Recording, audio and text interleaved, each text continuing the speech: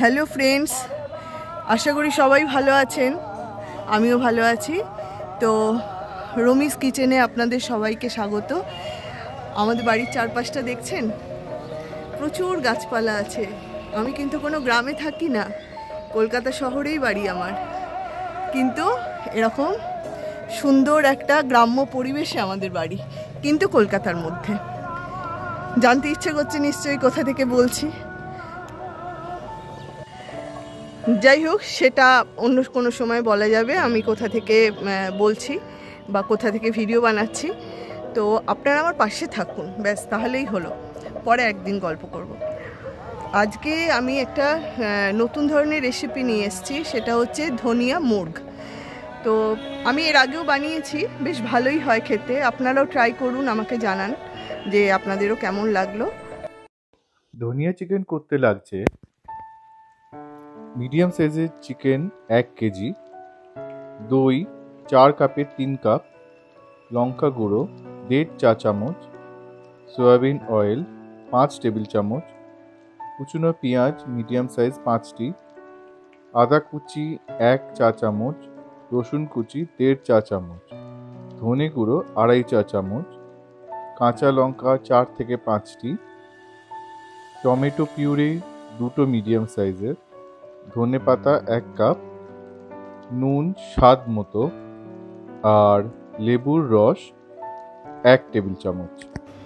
ধনিয়া মুর্গ বানানোর জন্য আমি এখানে 1 কেজি পরিমাণ চিকেন নিয়ে নিয়েছি।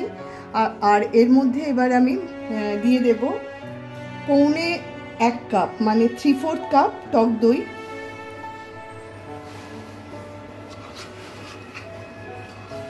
এটা মেজারিং কাপের 3/4 কাপ টক দই দিয়ে দিলাম। আর দিচ্ছি গুঁড়ো লঙ্কা 1 চামচ দিলাম, আর একটুখানি, আমার 1.5 চামচ। এইটা এবার আমি ভালো করে মাখিয়ে নেব।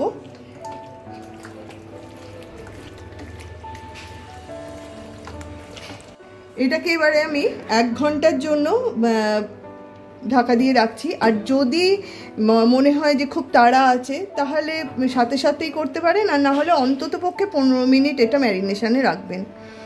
1 ঘন্টা হয়ে গেছে আমার চিকেনটা ম্যারিনেশন করে রেখেছিলাম, তা 1 ঘন্টা পূরণ হয়ে গেছে। এবার আমি একটা কড়া বসিয়ে তার মধ্যে আমি 5 টেবিল চামচ রিফাইন অয়েল দিয়ে দিয়েছি। রিফাইন অয়েলটা পুরো ভালো মতন গরম হলে তারপর আমি এখানে পেঁয়াজ অ্যাড করব। তেলটা গরম হয়ে গেছে, এবার আমি এর মধ্যে 1.5 কাপ পরিমাণ পেঁয়াজ অ্যাড করছি। এটা মেজারিং কাপের 1 কাপ, আর এটা 1/2 কাপ। 1.5 কাপ পেঁয়াজ। এটা মেজারিং কাপ তো আমি দেখালাম 1.5 কাপ, কিন্তু এটা মাঝারি মাপের 5টা পেঁয়াজ। পেঁয়াজটা একটু আমি হালকা করে এই যে এইভাবে ভেজে নিয়েছি। এবার আমি এর মধ্যে দিয়ে দিচ্ছি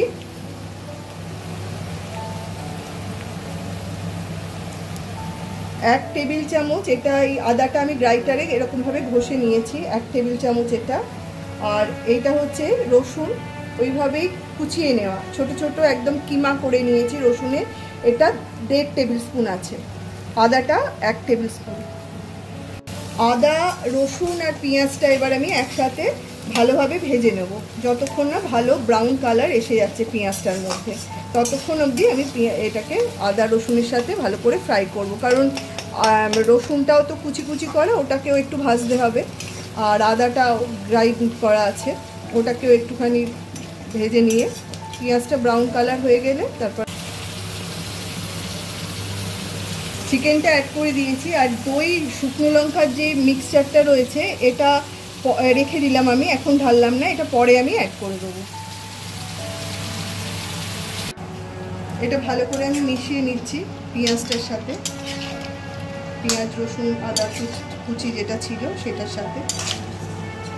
এবার আমি এর মধ্যে অ্যাড করছি 2.5 চামচ ধনে গুঁড়ো, 2.5 চামচ ধনে গুঁড়ো, আর তার সাথে অ্যাড করছি 2টো টমেটোর আমি পিউরি করে রেখেছিলাম, সেই 2 টমেটোর পিউরিটা, 2টো টমেটো।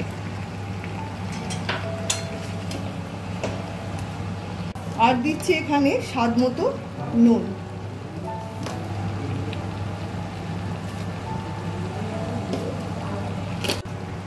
ভালো করে মিশিয়ে নিই।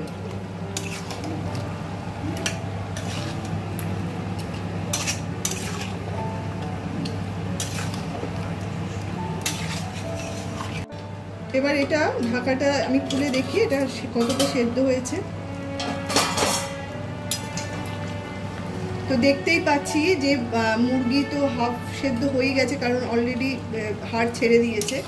তো এবার আমি যেটা করব, এতক্ষণ তো জল ছাড়া হচ্ছিল, এটা দেখুন কতটা জল এমনি বেরিয়েছে। এরপর আমি এটা মুরগির যেটা দই আর লঙ্কার যে গুঁড়ো দিয়ে মাখানো, এটা আমি এর মধ্যে অ্যাড করলাম। আর এর মধ্যে এবার আমি দিচ্ছি কতগুলো কাঁচা লঙ্কা ছিঁড়ে নিয়েছি আমি মাঝখান থেকে, আর দিচ্ছি খানিকটা ধনেপাতা। পুরোটা দেব না, খানিকটা দেব। ভালো করে এটাকে মিশিয়ে নেব, নিয়ে আবার এটাকে খানিকক্ষণ ঢাকা চাপা দিয়ে রান্নাটা হতে দেব।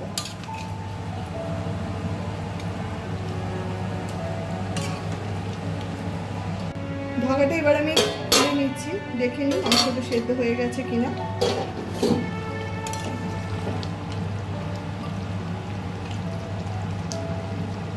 দেখুন মাংসটা পুরোপুরি ছেড়ে যাচ্ছে, সেদ্ধ ভালোই হয়ে গেছে।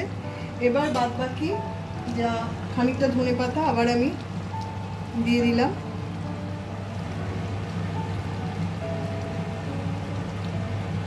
আর তার সাথে আমি দিয়ে দিচ্ছি 1 টেবিল স্পুন পাতিলেবুর রস।